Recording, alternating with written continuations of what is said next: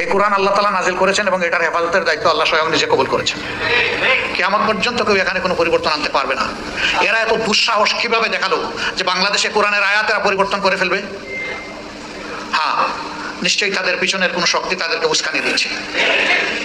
কেন এই মুহূর্তে উস্কানিটা কেন?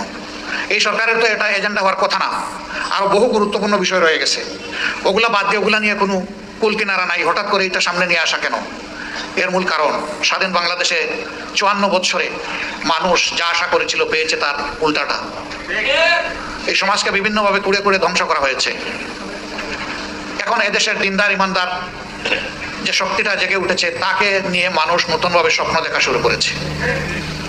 এই জায়গায় ইসলামের শক্তির মুখোমুখি আরেকটা শক্তিকে দাঁড় করিয়ে দেওয়া হচ্ছে, জনগণের দৃষ্টিকে ভিন্ন দিকে প্রবাহিত করার জন্য, নিয়ে যাওয়ার জন্য। অতীতের সকল চক্রান্ত এদেশের মুসলমানরা ঐক্যবদ্ধভাবে প্রতিহত করেছেন। ইনশাআল্লাহ এই চক্রান্ত টিকবে না, এটাও ভেসে যাবে ইনশাআল্লাহ। এরা শুধু আল্লাহ তাআলার কোরআন বিরোধী প্রস্তাবনা নিয়ে আসে না, এরা নিজেরা স্ববিরোধীও বটে। একদিকে তাদের ভাষায় তারা নারী পুরুষের সমান অধিকার চায়, আবার তারা বলতেছে সব জায়গায় এত% কোটা নির্ধারণ করতে হবে। তো এটা তো স্ববিরোধী হয়ে গেল না? অধিকার